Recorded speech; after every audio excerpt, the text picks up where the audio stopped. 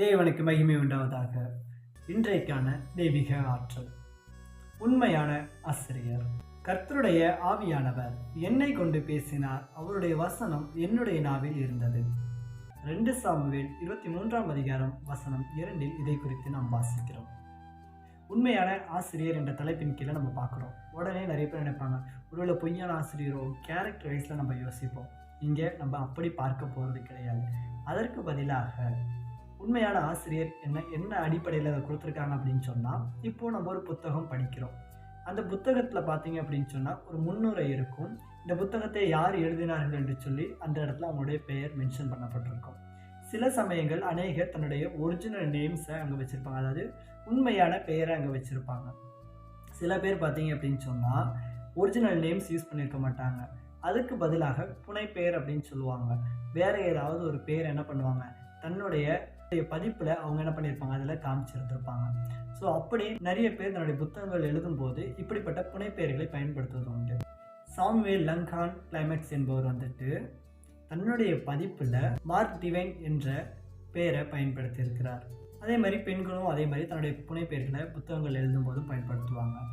Benjamin Franklin அவர்கள் silence டெஹுட் அப்படின்ற பெயரில் அநேக புத்தகங்களில் தன்னுடைய பெயர்களை பதிவு செய்திருக்கிறாங்க. ஒரு சிலர் ஏன் இந்த மாதிரி பெயர்கள் நேரடியாக வைக்காமல் புனைப்பெயர்களை பயன்படுத்துகிறாங்க அப்படின்னு சொன்னால், அவர்கள் எழுதியிருக்கிற அந்த புத்தகத்தினுடைய தாக்கம், அதாவது ஒரு புத்தகத்தை நம்ம படிக்கிறோம், ஒரு சில வார்த்தைகள் நம்மளுடைய ஒரு சமூகத்தில் ஒரு தாக்கத்தையோ அல்லது நமக்கு ஒரு தாக்கத்தையோ ஏற்படுத்துகிற வண்ணம் இருக்கும் அப்படின்னு சொல்லி, அதனால் சில பாதிப்புகள் எதுவும் வந்துவிடக்கூடாது என்பதற்காக என்ன பண்ணுறாங்க அப்படின்னு சொன்னால், அநேக வேளைகளில் புனைப்பெயர்களை அங்கே பயன்படுத்தக்கூடிய ஒரு சம்பவங்களை நம்ம பார்க்கிறோம். ஆனால் இங்கே நம்ம வேதாகமத்தில் நம்ம வாசிக்கும் போது எந்த ஒரு ஆசிரியர்களும் தன்னுடைய பேரை அங்கே பயன்படுத்துவது கிடையாது. நீங்கள் அங்கே கவனித்து பார்த்தீங்கன்னா, நம்ம வசனத்தில் வாசிக்கும் போதே ஆவியானவர் பேசினார், என்னை கொண்டு பேசினார் என்று சொல்லி பார்க்கிறோம். அப்படி என்று சொன்னால் இந்த வேதாகமத்தினுடைய உண்மையான ஆசிரியர் யார் என்று சொன்னால் அது பரிசுத்த ஆவியானவர் தான், அது தேவன் தான் என்பதை நாம் புரிந்து கொள்ள முடியும். வேதாகம் முழுவதும் ஏறத்தாழ 1500 வருடங்களுடைய இடைக்காலகட்டத்தில் எழுதப்பட்டுச்சு. வெவ்வேறு மனிதர்களால் எழுதப்பட்டுச்சு. கிட்டத்தட்ட சொல்லணும் அப்படின்னு சொன்னால் ஒரு நபரை ஒருவர் பார்த்திருக்க காலங்கள் கூட இருந்திருக்காது. இப்படிப்பட்ட ஒரு சூழ்நிலைகளில் அதனுடைய ஆசிரியர் யார் அப்படின்னு சொன்னால் பரிசுத்த ஆவியானவர், தேவன் தான் அதனுடைய உண்மையான ஆசிரியர். அதனால தான் அதனுடைய மைய கருத்து பிளராமல், அதில் எந்த விதமான திரித்து கூறப்பட்ட செய்திகள் இல்லாமல் இன்றைக்கு இந்த வேதாகமும் நிலைத்து நிற்கிறது. இன்னும் வேதாகமத்தில் சொல்லப்பட்டுள்ள தீர்க்கதரிசிகளாக இருக்கட்டும் சரி, மற்ற எல்லாருமே சரி, அவங்க எல்லாமே தன்னுடைய வார்த்தைகளாக அங்கே அவர்கள் சொல்லவே இல்லை, ஒருவரும் பயன்படுத்துவது கிடையாது.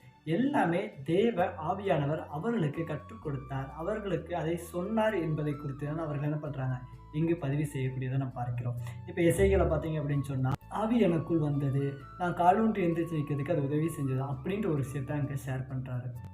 அதே போல் அவர் என்னோடு கூட பேசினார் என்று சொல்லியும் அவர் அங்கே பதிவு செய்யக்கூடியதை நம்ம பார்க்க முடியும்.